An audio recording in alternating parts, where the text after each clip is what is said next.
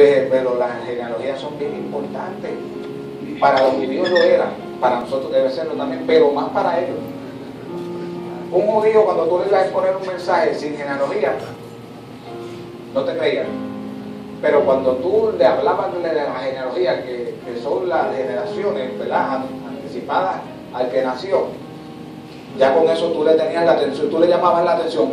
Esta genealogía de los antepasados de Jesús en Mateo capítulo 1, a nosotros nada nos llama la atención, a muchos, a los que estudiamos y a los que predicamos, enseñamos, sí nos llama la atención. A usted le debería llamar la atención como creyente, porque aquí se encuentran muchos personajes, y entre ellos hay rameras, entre ellos hay de todo, de toda clase de personas, más gente de bajeza, de humildad, de sencillez, que poderoso y que gente supuestamente sabia. Te lo voy a contar en esta genealogía, para entonces llegar a Jesús. Así que ya aquí vemos una de las revoluciones de Dios, como nuestro Dios, santo, bueno, sublime, misericordioso, perfecto, escogió hombres y mujeres imperfectas para que fueran los antepasados de Jesús. Esto es una revolución.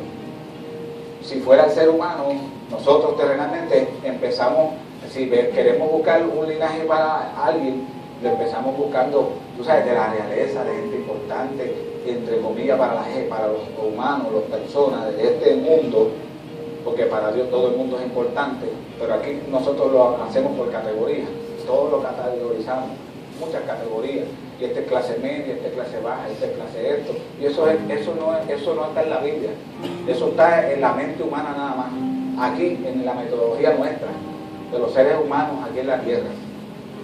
Pero aquí vemos las revoluciones de Dios, desde el primer, por eso yo le dije, léase Mateo capítulo 1, capítulo 2, cómo Él anuncia el nacimiento, cómo visita a los ángeles, cómo los ángeles vienen y hablan el mensaje de la buena noticia, cómo unos magos, cómo unos pastores le llega el anuncio para venir a adorarle. Esto es toda una revolución. Yo no sé cuántos no ven esto, pero yo veo una revolución aquí de Dios. Cuando entramos a Lucas y entramos al capítulo 1 de Lucas, estamos viendo el anuncio del nacimiento de Juan el Bautista a un hombre viejo. Zacarías ya era mayor, su esposa era estéril toda la vida y ya también estaba en edad que no podía tener hijos. Y vemos la revolución, que cómo Dios se le aparece mientras él estaba ejerciendo el sacerdocio, se le aparece y le da la buena noticia de que él va a tener un hijo, que su esposa va a tener un hijo, y le da el nombre de ese hijo, el cual es Juan el Bautista. Y entonces vemos el anuncio del nacimiento de Jesús, y cómo antes, cuando María recibe el anuncio de que iba a tener un hijo, de que el Espíritu Santo iba a venir sobre ellos, ya usted está viendo ahí, en ese anuncio, en el capítulo 1 del verso 26 hasta el verso 44, hasta el verso 38, usted está viendo una revolución de Dios también.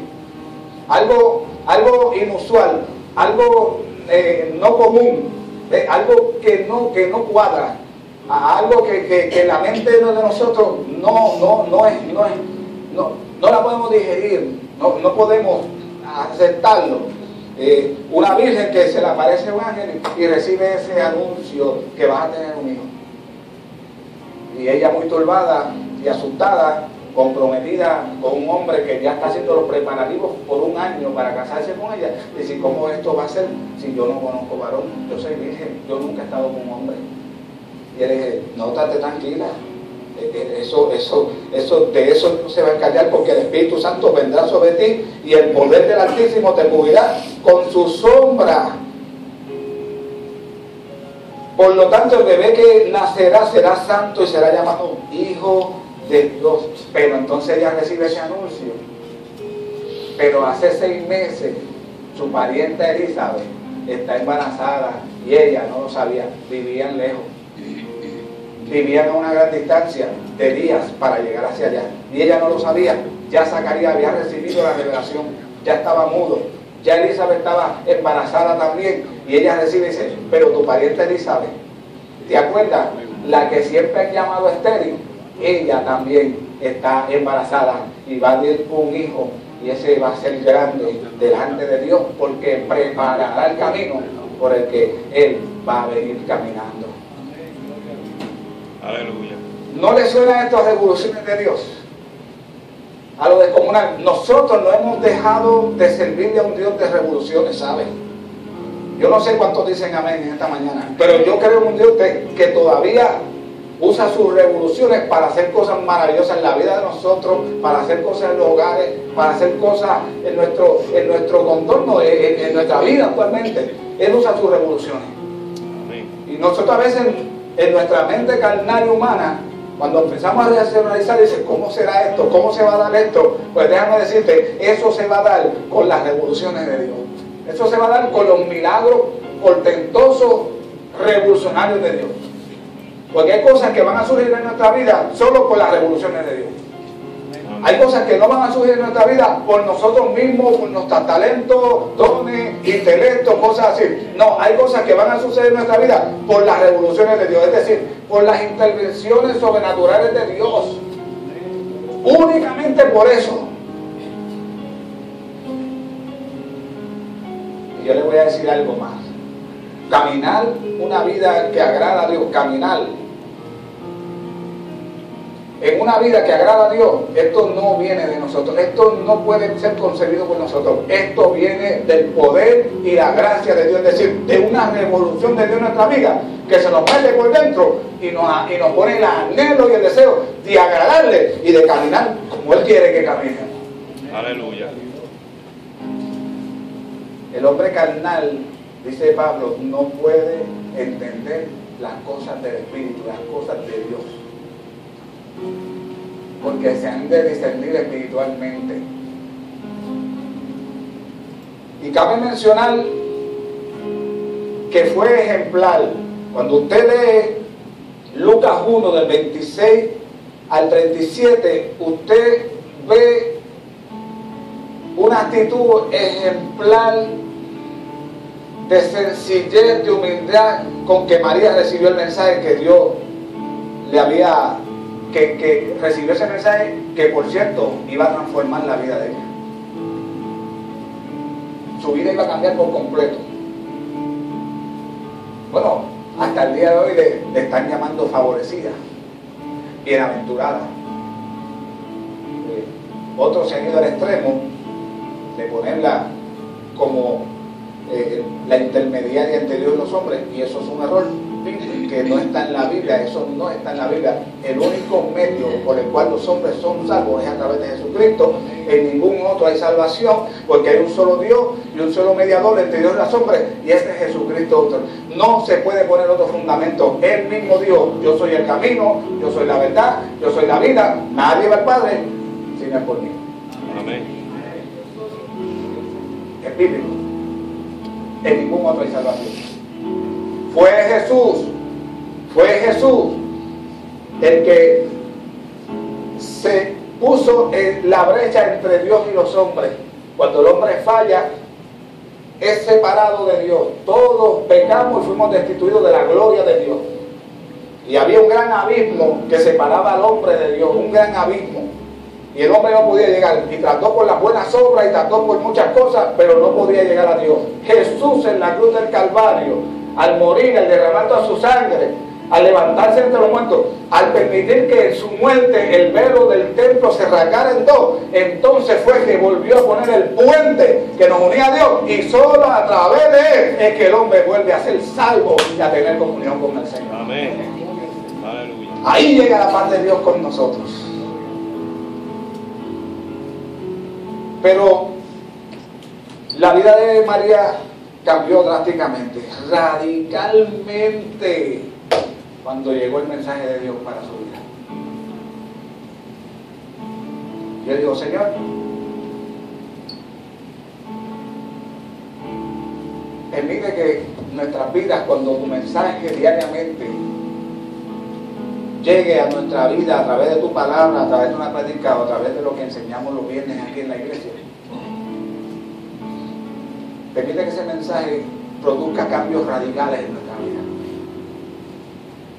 Porque yo digo, leer Biblia sin que se produzcan cambios en nuestra vida es algo que es insólito, es inconcebible. Pero leer Biblia, estudiar Biblia y que eso produzca cambio en nuestra vida, wow, qué tremendo. Aleluya. Eso es algo poderosísimo. Porque la Biblia no fue dada no para que adquiriéramos conocimiento, la Biblia fue dada para cambiar nuestra vida, para que nuestra vida sea transformada, para que nuestra mente sea renovada, para que vayamos muriendo día a día al viejo hombre y revestirnos todos los días de nuevo, que es a la semejanza de Cristo. Sí que este mensaje cambió la vida de María radicalmente. Imagínense una muchacha que ya estaba a punto de casarse, que su esposo estaba haciendo los preparativos ya hace un año, tú sabes, y entonces cuando ese mensaje le llega, fíjate que ella dijo, lo único que dijo fue, ¿cómo va a ser esto? Yo no conozco varón, soy virgen, nunca he estado con un hombre. Y él le dijo, tranquila, porque el Espíritu del Señor va a venir sobre ti, esto va a ser tremendo, esto va a ser una de las revoluciones de Dios. Y quizás hayas recibido una palabra de sanidad, de restauración, de algo para tu vida. Y usted podrá decir, pero ¿cómo va a ser eso, pastor? ¿O cómo va a ser eso? O se estará preguntando, ¿cómo va a ser eso si ya los médicos me han diagnosticado esto y aquello? Y fue el médico a mí un día, fui al fisiatra y me dijo, no puedes correr más. Ajá, ok, no hay problema. Y por la tarde llegué, me puse los cortos, las zapatillas y me fui a coger. Tú sabes, parece desobediencia, ¿verdad? Pero yo le dije, si dejo de coger, yo creo que me pongo peor. Y yo decía, según el médico, yo no puedo coger. Pero según las revoluciones de Dios, la intervención de Dios, la gracia de Dios sobre mi vida, según esta palabra poderosa que destila sanidad, que lo que me habla es de promesa de sanidad, según esto, yo voy a poder hacerlo, me lo puede decir. De eso se tratan las revoluciones de Dios. No se trata de nada más. Así que no tenemos ni el más mínimo indicio de que ella, María, cuando recibe este mensaje, se considerara digna de aquel honor, ni de que creyera merecer ningún trato especial de los hombres o de Dios por haber sido escogida para ser madre del Mesías. Este cántico lo revela. Este cántico revela lo indigna que se sentía María. Era virgen, era una muchacha doncella, eso es lo que quiere decir la palabra virgen. La virgen no quiere decir que era una persona sin pecado, sin imperfección y todo. María era una mujer como usted y como yo, como las doncellas que tenemos aquí ahora mismo, virgen. Así era María.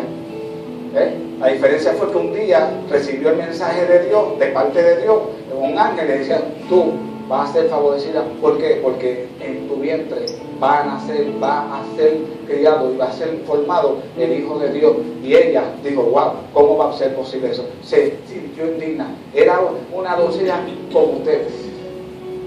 Esa es la diferencia, con imperfecciones.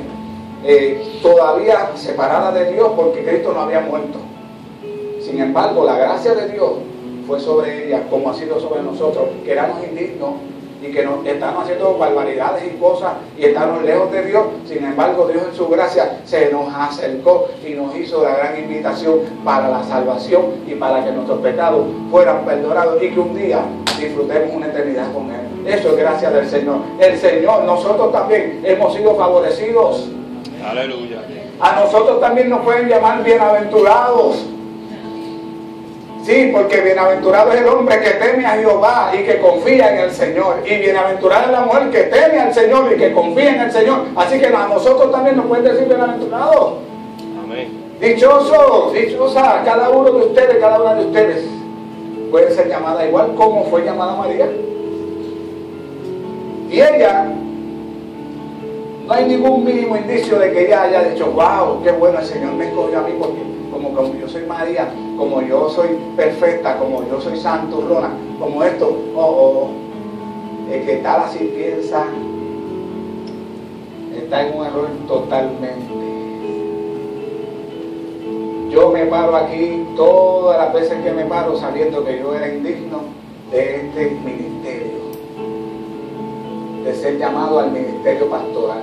Yo era indigno, totalmente indigno y no lo merecía para nada. Si van a buscar mis méritos, son cero. Pero Dios en su gracia y en su misericordia le plació llamarme para que fuera parte del ministerio. Amén. Así que este pasaje que acabamos de leer en el capítulo 1, esos versos 47 a 55, se ha convertido en uno de los grandes himnos de la iglesia. Y cuando hablo de la iglesia, estoy hablando de la iglesia, ¿sabes? No de la iglesia universal, ni de la iglesia católica, estoy hablando de la iglesia en general. Porque el magnificar no es de nuestros hermanos católicos, el magnificar es de nosotros, de los cristianos, de toda la iglesia en general. Este nos recuerda a los salmos en el Antiguo Testamento y se parece especialmente al cántico de Ana. En Primera de Samuel capítulo 2, verso del 1 al 10, es bien similar. Léase Primera de Samuel capítulo 2, puedes ponerlo por ahí ya si quieres, capítulo 2, Primera de Samuel capítulo 2, verso del 1 al 10. Y usted tome dos Biblias y si quiere dos versiones diferentes, si no la misma versión, y ponga una aquí con Lucas capítulo 1 del 46 al 55 y ponga otra aquí con Primera de Samuel capítulo 2 del 1 al 10 y compare esos dos himnos, esos dos cánticos de alabanza, de adoración, de agradecimiento a Dios. Oye, casi las dos dicen las mismas palabras, hablan del derrocamiento de los poderosos y de los orgullosos para entonces saltar a los humildes, a los sencillos, de los cuales es el reino de Dios. Nadie que venga al reino de Dios, nadie que venga a Jesús con orgullo, con altanería, con astancia, va a ser liberado de sus pecados. No, solo el que se humilla, solo el que reconoce que necesita a Dios, solo el que reconoce que ha pecado y que se ha mantenido lejos de Dios, solo ese que reconoce ante el Señor y se posa ante Él y lo recibe como Salvador personal, encuentra paz con Dios y es liberado y limpiado de todos sus pecados. Solo ese. Aleluya. Y estos dos cánticos son parecidos. ¿Pudiste ponerlos? No, todavía no. Estaba puesto. Para que la gente más o menos tenga.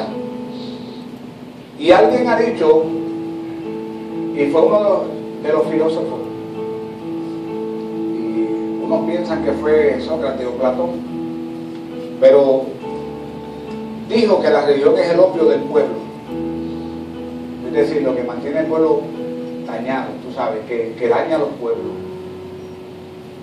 Pero Stanley Jones, un gran predicador y comentarista bíblico, ha dicho que el Magnificat es el documento más revolucionario del mundo. Fíjense que a este himno de María, a este cántico de alabanza y agradecimiento se le llama el Magnificat. Aleluya. Porque está magnificando al Dios que vio la bajeza de ella, que vio la sencillez de ella, que vio lo indigna que se sentía ella y que se acercó con todo eso a ella para favorecerla y para usarla para que fuera madre del Mesías que venía a salvar al mundo. Este himno ha corrido por toda la historia humana. Este himno debe ser un himno para que nosotros también lo cantemos. Todo el que ha experimentado la salvación de Dios, todo el que ha experimentado la gracia de Dios sobre su vida, debe cantar este himno, porque nosotros éramos totalmente indignos. No merecíamos el favor de Dios y sin embargo Él nos amó y derramó su gracia sobre nosotros y nos salvó y nos sostiene y nos ayuda y cuida de nosotros y nos provee. El cuidado de Dios es excepcional con sus hijos. Aleluya. Yo no pasa un día en que yo no vea el cuidado de Dios sobre mi vida, sobre la vida de mi familia. Yo no pasa un día. Yo no sé cuántos pueden tomar hasta los detalles más pequeños. Yo sé que yo sí, porque yo un tipo que siempre está en cada detalle. Él agradeciendo. Y yo sé que muchos de ustedes, pero yo tengo ese caso, que yo me he puesto y yo me voy de rodillas a darle gracias al Señor y empiezo a renumerar todo lo que pasó en el día. Y yo digo, verdaderamente que tú estuviste conmigo. Verdaderamente que sin ese favor tuyo en este día, no estuviera ahora mismo dándote gracias para cejar este día. Verdaderamente gracias que estuviste con mi familia, que llevaste a mi hija a la universidad y la traíste con bien cuando pasan tantas cosas.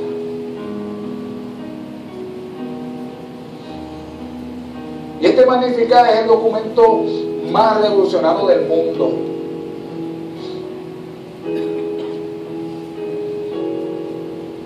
Todos los que hemos experimentado esa gracia del Señor debemos tener este cántico, hermano. Deberíamos de empezar a memorizar hoy, cuando lleguemos a las casas o por la noche.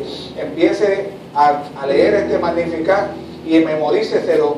Imagínese que en vez de María sea usted el que está cantándolo. Es un cántico que siempre me ha ministrado, profundizado en mi corazón. Yo me identifico con María, yo me identifico con Ana, que siempre estéril y pidiéndole todos los años al Señor un hijo, dame un hijo, dame un hijo. Dios por fin la visitó, tocó su vientre. Oye, esto no es un cuento de hadas, ¿sabes? Esto no es un libro de cuentos donde podemos decir, eso puede haber pasado. No, esto pasó. Dios tocó la matriz de Ana y Ana irrumpió en un tremendo cántico que tuvimos ahorita proyectándolo. Aleluya. Dando gracias al Señor porque vio su bajeza. Aleluya.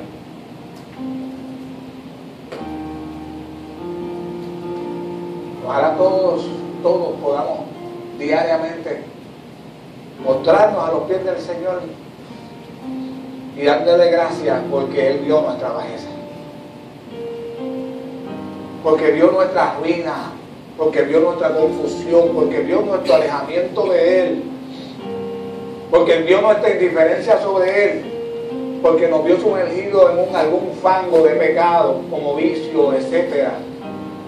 Sin embargo, nos miró y con su gracia nos llamó para restaurar nuestra vida. ¡Wow! Eso sí que se llama revolución de Dios. Aleluya. Mi vida ha sido revolucionada por el Señor. Y oraba al Señor, Señor, que nuestra vida sea revolucionada por ti. Y que todavía en este tiempo comencemos a ver estas revoluciones tuyas, que sigamos viendo tus revoluciones, Señor, en medio de nosotros, en medio de la iglesia, en sanidad, en salvación, en liberaciones, en cosas maravillosas para nuestros hogares.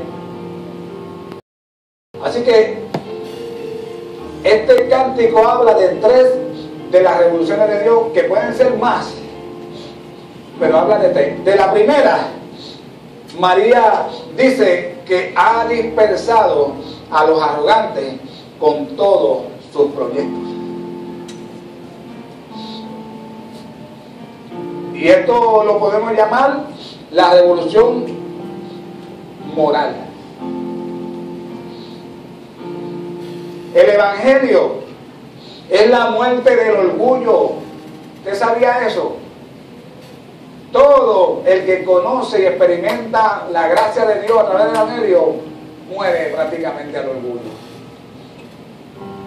El yo se va deteriorando y muriendo para que entonces sea Cristo el que gobierne en nuestra vida y en nuestros corazones.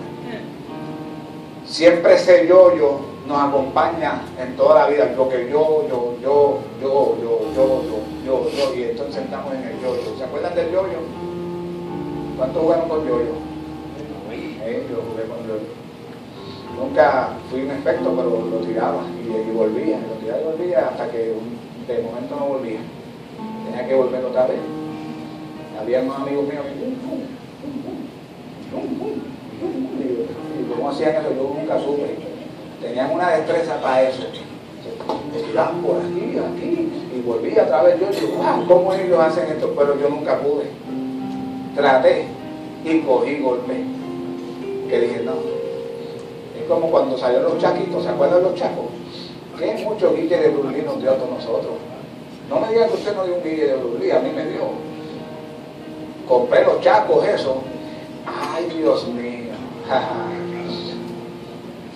Ahí sí que me las puse. Moretones por todos lados. Eso fue una cosa terrible. Mami nos los quitó y nos los botó un día. Dijo, ustedes se van a matar con esto. Me los botó.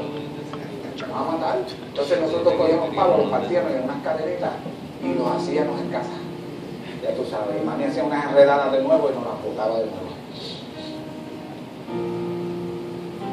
El Evangelio es la muerte del orgullo. ¿Que por qué? Porque si uno coloca su vida al lado de la de Cristo, se le hace añico los últimos vestigios de orgullo que nosotros tenemos. Pablo tuvo esta experiencia, de la que habla Ana, que ha dispersado a los arrogantes con todos sus proyectos. ¿Se acuerdan del apóstol Pablo? Antes de ser Pablo, era Saulo, persiguiendo la iglesia. Estuvo presente en la muerte de Esteban. Sus ropas le fueron entregadas. Iba camino a Damasco, persiguiendo para matar a los cristianos, y se le apareció Jesús. Se le apareció el revolucionario de los revolucionarios. Si en esta vida terrenal, en la historia terrenal, pasó un revolucionario por aquí, no fue Fidel Castro, ni fue como fue el otro que usa la boina para el lado, fue Guevara, ese. No fue el de nosotros, el líder de los macheteros que mataron. No, mire, esos son unos revolucionarios bobitos. Esos se quedan cortos al líder de los revolucionarios, Jesús de Nazaret, que revolucionó toda su aldea, toda su comunidad, con su palabra, con su mensaje del reino. Aleluya, aleluya. Ese sí que era un revolucionario. Y se le apareció a Pablo. Le dijo, ¿dónde tú vas? ¿Qué tú te estás creyendo? ¿Quién tú eres? Yo soy Jesús, el que tú estás persiguiendo. Y dura cosa tentar cosas contra el aguijón. Y lo dejó ciego. Y manda a su siervo Ananías con el mensaje para que reciba la vista. Y es lleno del Espíritu Santo y bautizado con el Espíritu Santo. Ese hombre orgulloso, altanero, que decía, yo estudié a los pies de Gamaliel, estudié con los mejores, con los doctores de la ley, con todo lo mejor estudió él, y él se jactaba de eso, de la ley. Si alguien había que guardaba bien la ley, Pablo no era cualquier cosa antes de conocer a Cristo. Pablo era un doctor de la ley, un hombre que guardaba la ley, que era celoso de la ley a tal modo que el que se oponía a la ley, él lo perseguía para matarlo. Pero cuando se encontró con el revolucionario, ese sí revolucionó su vida, que fue capaz de que los últimos días de su vida, dar su vida como libación para recibir al Señor en gloria, para que el Señor lo recibiera en gloria. Aleluya. Su vida fue revolucionaria, porque cuando Pablo se encontró con Cristo, vio su arrogancia, vio su altanería, vio su jactancia, y eso es lo que se supone que nosotros veamos cuando nos veamos con Cristo, cuando nos encontremos con Cristo. Qué arrogante yo era, qué orgulloso yo era. Todo eso debe caerse al suelo. Pablo llegó a decir, lo que para mí era ganancia, yo lo he tenido ahora por estiércol, por basura. Dice basura, pero es estiércol. Cuando usted se va a la versión original y al griego original, la palabra se traduce por estiércol, no basura. Ya usted sabe lo que es estiércol, ¿verdad? No tengo que decirle. Lo que los perritos tiran, lo que las vacas tiran, lo que está bien, ya.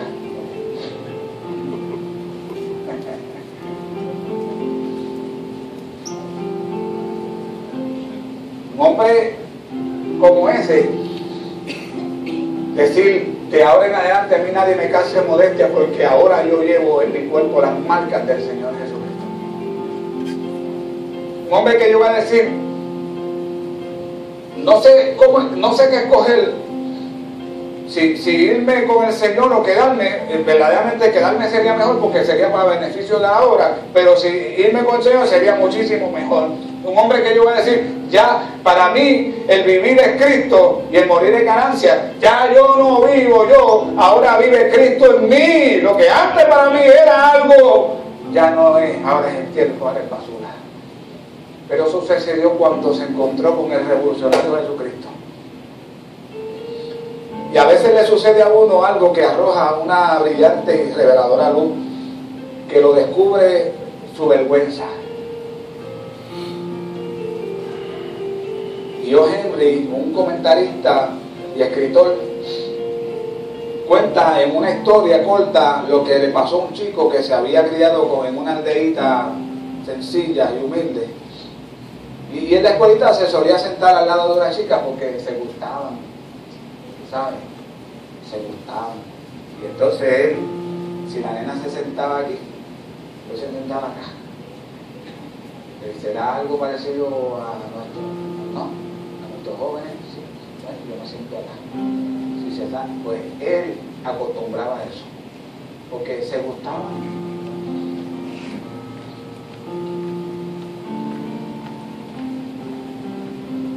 Y él se sentaba ahí siempre. Y él luego se fue a una ciudad y fue cayendo bien bajo. Tan bajo que se hizo carterista y se hizo un tremendo ladrón. Era un ladronzuelo. Arrebataba carteras a la gente.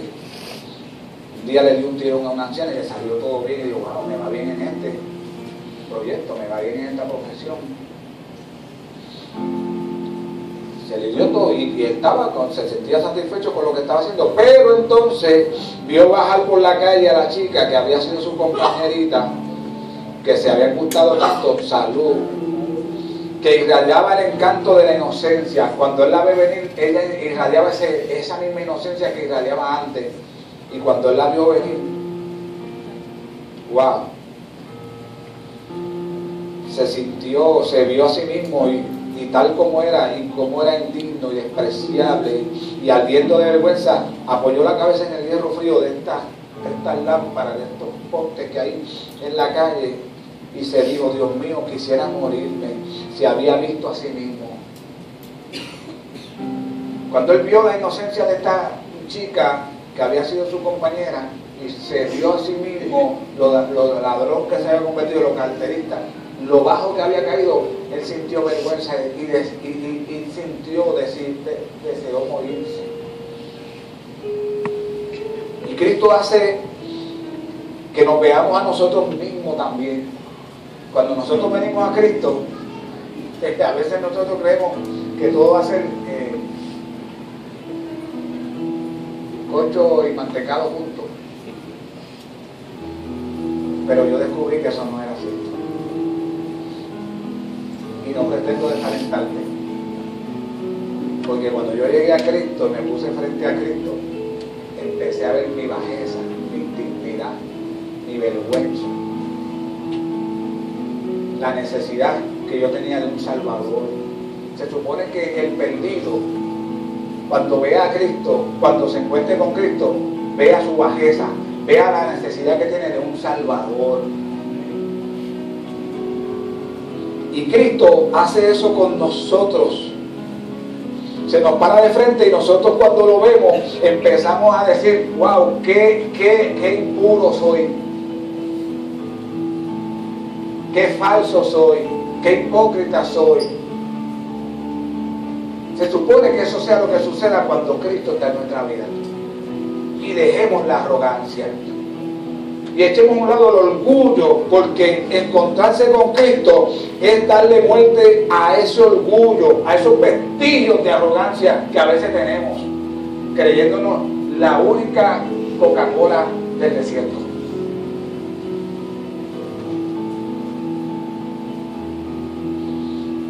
Eso le da el golpe de muerte al orgullo. Así empieza la revolución moral.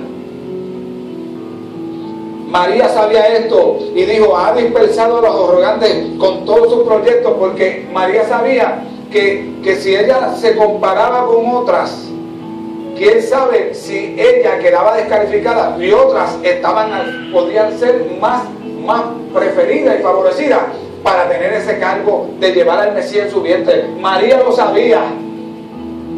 Yo me imagino que cuando fue favorecida miró y dijo, pero si hay otras mejores que yo. Mire la sencillez, mire el ejemplo, mire la humildad de María. Hay otras mejores que yo. Qué bueno sería que cuando nos reconozcan a nosotros podamos mirar y decir, pudieron haber escogido a fulana o a Perencejo o a Sutanejo, pero Señor, gracias, porque por tu gracia, por tu amor, por tu misericordia, tú te placiste en escogerme a mí. Aleluya. Wow. Me tocó hacer una monografía haciendo mis estudios pastorales. Y escogí y me dieron a Agustín de Hipona, un gran y un buen católico, escritor, pero el que no conoció a Agustín de Hipona antes o no sabe su testimonio, cree que nació santo desde la cuna, porque fue un hombre que cuenta su experiencia con Dios, con Cristo. Y a mí me tocó hacer esa monografía y me encontré con su testimonio, que por cierto todavía guardo el libro, si alguno lo quiere leer, yo se lo presto y me lo devuelve de nuevo. Y este hombre que estaba sumido en la perversidad, pero sumido dando al vicio y a la lascivia, a la pornografía, a todo lo que tenía que ver con impureza, este hombre estaba ahí sometido. Y un día él cuenta en su testimonio que se encontró en la palabra del Señor este versículo, que fue lo que lo alumbró, lo que lo iluminó. Andemos como de día, honestamente, no en glotonerías y borracheras, no en lujurias y lascivias, no en contiendas y envidias, sino vestidos del Señor Jesucristo, y no proveáis para los deseos de la carne. Dice que cayó al suelo después de leer estos versículos. Se vio a sí mismo, vio su impureza, vio su bajeza, vio su suciedad, su vergüenza, y tuvo esa experiencia con el Señor y Dios, con el Señor Jesucristo. Y su vida cambió drásticamente y el testimonio es impactante. María sabía esto, lo sabemos nosotros. Que encontrarse con Cristo y verse cara a cara con Cristo es ver nuestra bajeza, nuestra indignidad, es ver que no somos merecedores, pero gracias a su gracia, a su amor, a su misericordia, Él nos hace aceptos en su reino, en su familia.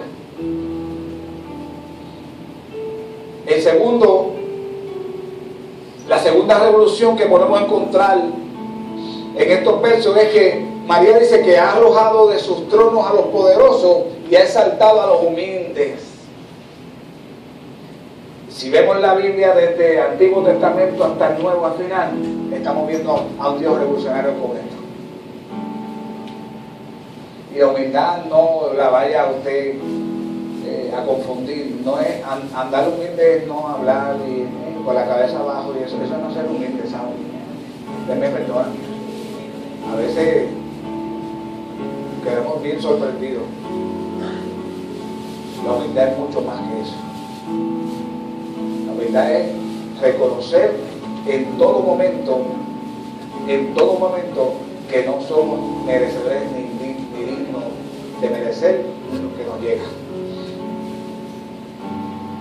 La humildad es poder ser opacado y echar a un lado y ver cómo reconocen a otro, y tú saber que tú te lo mereces o que podrías estar en esa posición, pero tu humildad te hace voltearte y decirle: te felicito, me alegro de tu reconocimiento. Eso es humildad.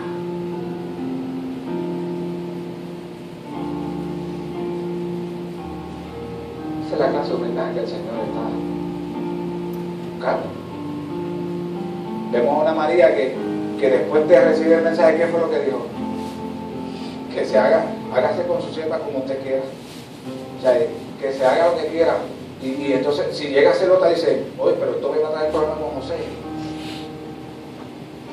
¿A quién le gustaría estar haciendo preparativos? Ustedes, los hombres que están aquí, que somos tan machistas a veces, aún siendo cristianos, somos tan machistas. Sí, el Señor poco a poco nos va a ir destronando de eso. ¿A cuánto le gustaría que usted estuviera haciendo el preparativo para la boda y tuviera un año completito, ya está ready y todo, y de momento se entera que su prometida está embarazadita? ¿Qué usted cree de eso? ¿Ah? Por favor, díganme. Abran sus corazones. ¿Qué tal de eso?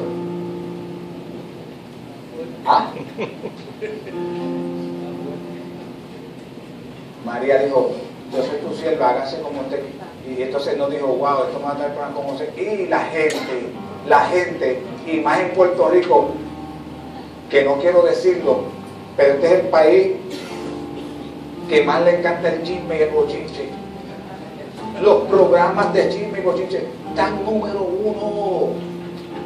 Todos los días celebran en algún canal que están número 1. Mira qué cosa. Qué tremendo. Y la gente que cuando usted pasa como hombre dice, ¿sabes? Estaba preparando todo. Un año ahorrando. Y la que va a casa esta semana. La mujer está preñada. Cualquier parecido con la realidad es pura coincidencia. ¿Usted se puede imaginar eso? Nos reímos, ¿verdad? Pero pobre José. Pero qué bueno que Dios interviene en nuestra vida e interviene bien. Porque intervino allá, pero no dejó a José desamparadito. Allá apareció el ángel. Dijo, José, ya él estaba planificando, fíjate, porque era justo. Y era un hombre humilde y bueno y justo. Y dijo, la voy a dejar calladita. La voy a dejar sin que nadie se dé cuenta y me voy. Estaba dolido, estaba herido. Sombría, estaba herida, estaba embaratado. Y la iba a dejar calladamente. Y ya estaba planificándolo. Y ya hizo las maletas.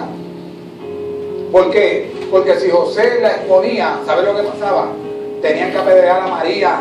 Tenían que matarla. Una mujer que quedaba embarazada de otro, haciendo los preparativos, había que apedrearla, había que matarla. Y dijo, me quedo callado, la dejo y me voy para que no le hagan daño. Pero Dios, experto en sus revoluciones, apareció a José en sueño y le dijo, tranquilo, yo sé que estás herido, yo sé que estás afectado, yo sé que estás turbado, pero no temas.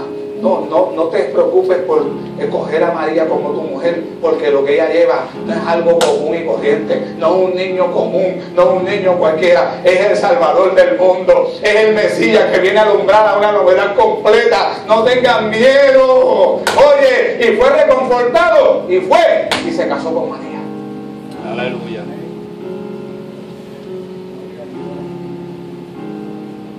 Dios pregó en el corazón de José. Las revoluciones de Dios son tremendas. Nosotros le servimos a un Cristo revolucionario, un Cristo que cuando llega a nuestra vida somos faltos de perdón y Él nos permite perdonar. Un Cristo que cuando llega a nuestra vida somos tan arrogantes y orgullosos, pero cuando Él llega a nuestra vida, Él nos desprende de toda esa porquería y nos hace humildes y nos hace gente que vale la pena tratar. Aleluya. Gente que no eran tratables y que cuando Cristo llega comienzan a tratarnos, comienzan a decirnos, siéntate aquí. ¿Cuánto a mí, mientras fui adicto por ahí, apestoso y con la misma ropa por tanto, cuándo me iban a decir a mí, mira, en la plaza Aguabuena da gracias, Cristo con nosotros para que vayas y te sientes al lado del alcalde? ¿Cuándo me va a decir eso a mí? No, pero cuando Cristo llega, aquí lo dice María, cuando Cristo llega, Él nos hace sentar en lugares de honor sin merecerlo. Eso es lo que hace el revolucionario. Aleluya. Aleluya. Esos son las revoluciones de Dios.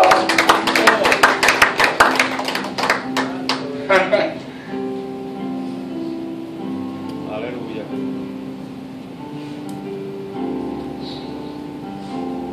Cuando llegué allá,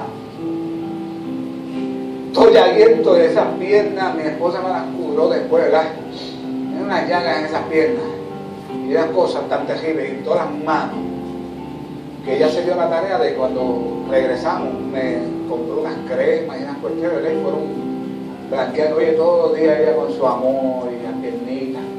Todavía me pasa cremita en los pies, ¿verdad? Todavía. Me dice, esos pies no pueden tener así reseco, y háblamelos acá. Y en unos días de estar allí,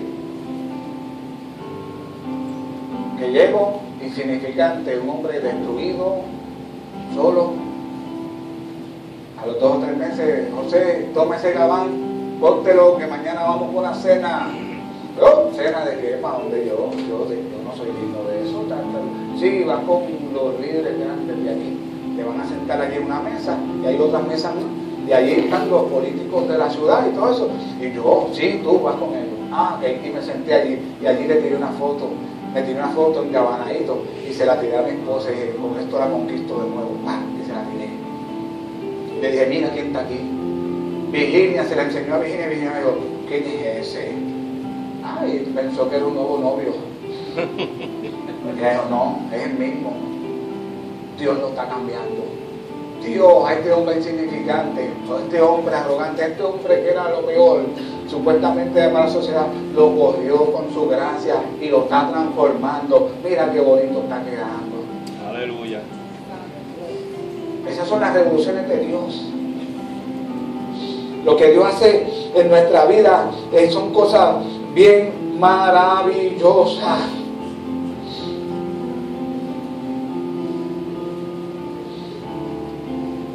El gran filósofo Moreto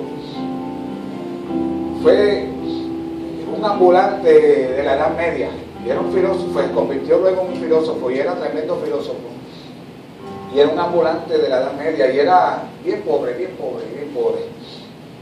y le dio una enfermedad en un pueblo de Italia y lo llevaron al hospital para vagabundos y desamparados. Y siempre me acordé de esto, de cuando nos llevaban allá en el ministerio testano, no nos llevaban a los hospitales regulares. Había un hospital que era para vagabundos y deambulantes, y ahí nos llevaban a nosotros, estando en el ministerio. Y cuando usted entraba ahí, usted veía toda clase de peste, toda clase de llaga, usted veía toda clase de cosas. Tendría que estar allí para ver eso, como trabajador social. Y a algo parecido llevaron a Moreto, a este lugar de vagabundo desamparado, y los médicos estaban discutiendo su caso en latín, en el idioma latín. Y estaban suponiendo que él no los entendía para nada y sugerían que se trataba de una persona tan despreciable y vagabunda, podían usarle para hacer varios experimentos. Y Moreto levantó la mirada y les dijo en su propia lengua culta, latín, no llamen despreciable a nadie porque en Cristo murió.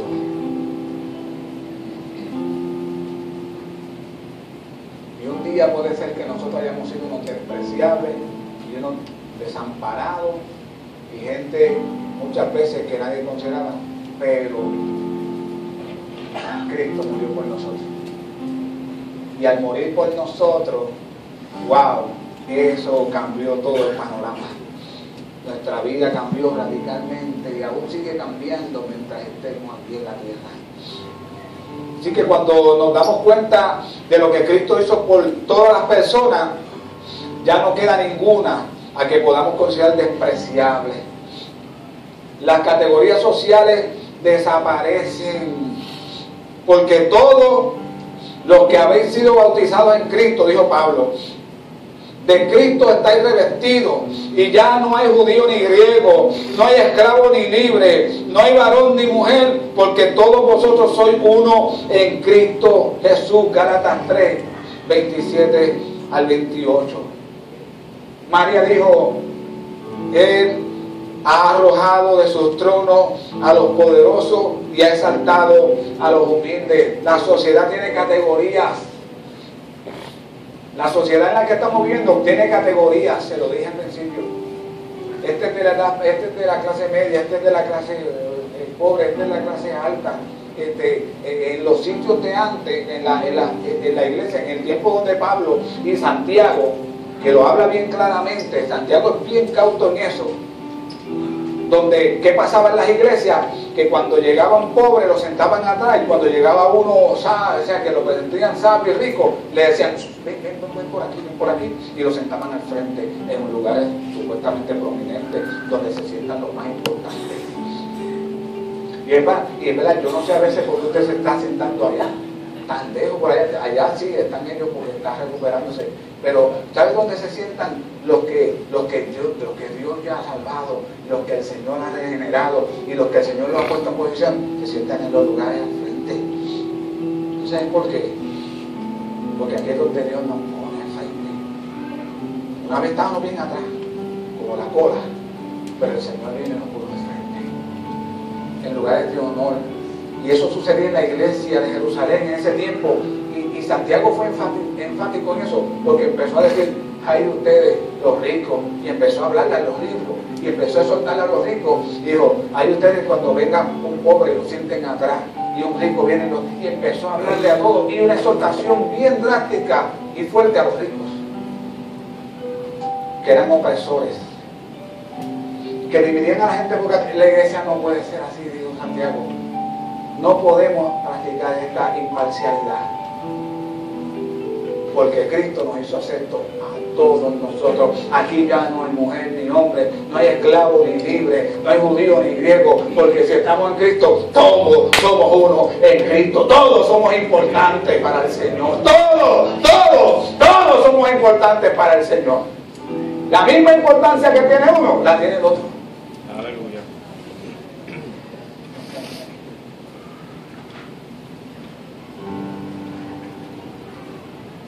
María sabía esa gran verdad.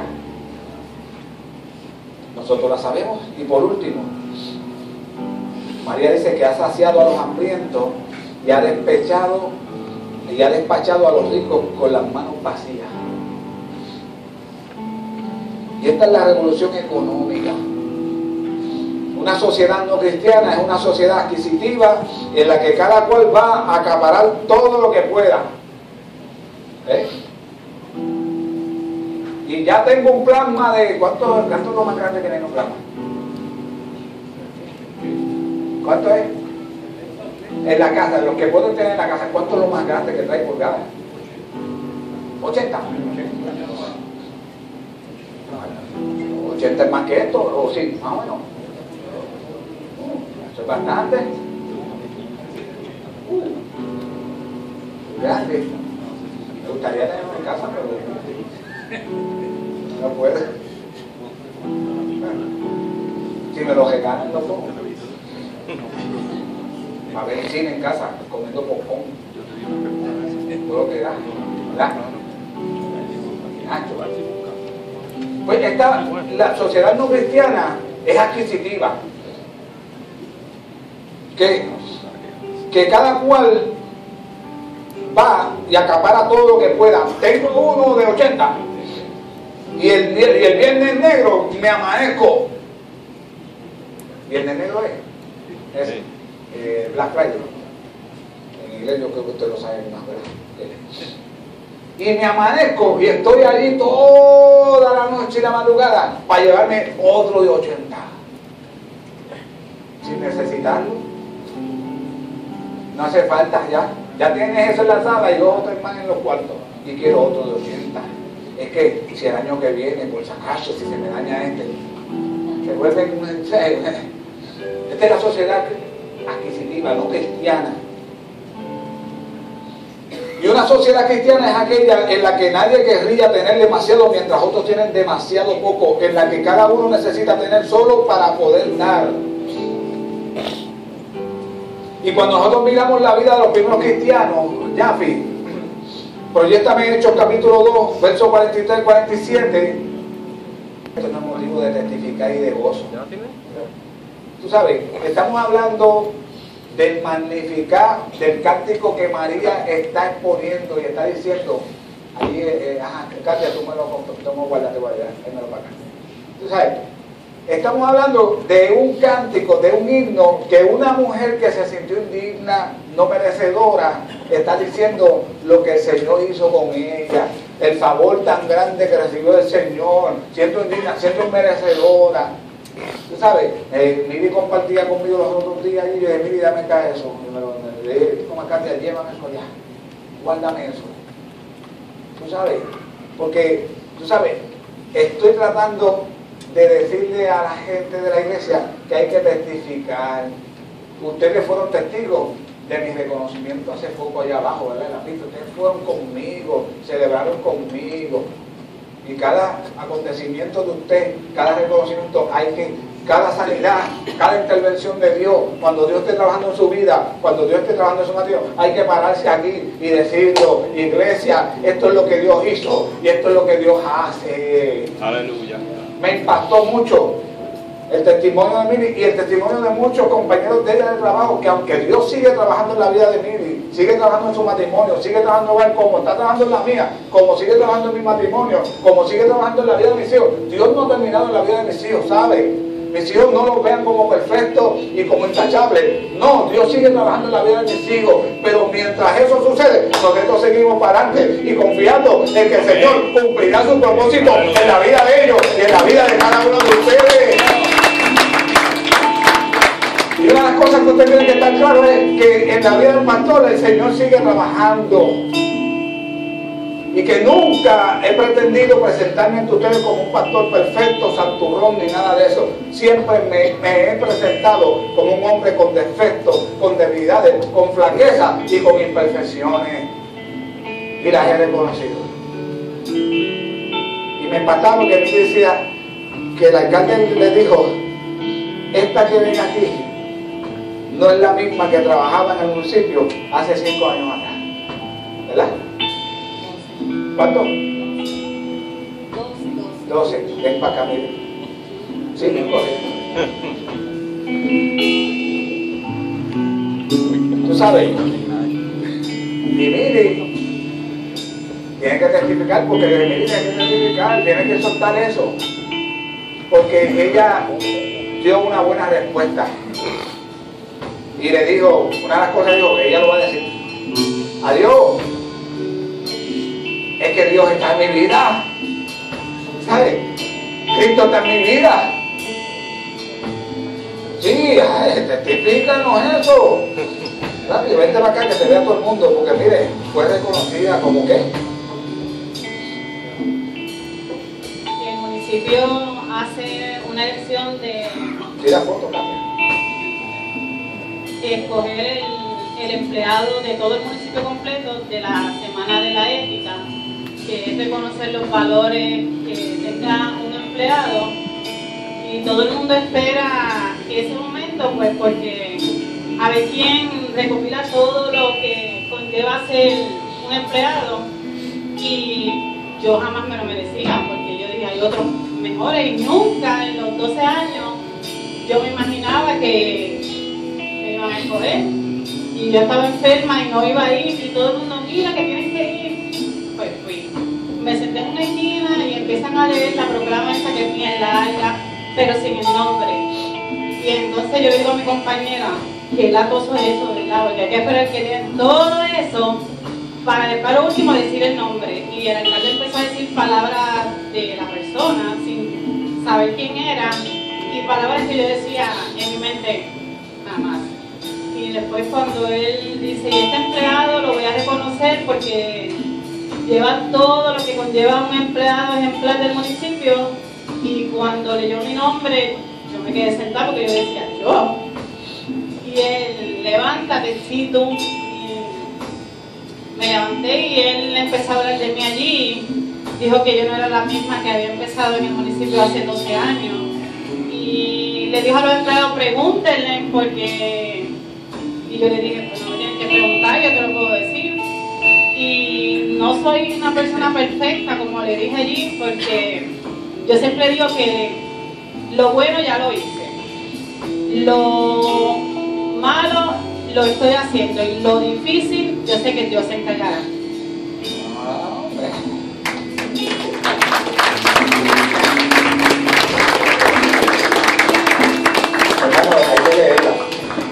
Proclama del honorable Luis Arroyo Chique, alcalde del municipio autónomo de Aguabuena, Puerto Rico, para felicitar a la señora Milagros Nieves Martínez por haber sido seleccionada por sus compañeros como la señora Confiancín 2016 en la Semana de la Ética Gubernamental en el municipio autónomo de Aguabuena, por cuanto Milagros Nieves Martínez ha recibido el aval de la mayoría de sus compañeros para ser designada como señora confianza en 2016, viendo en su persona los valores que describen y poseen los servidores públicos de vocación.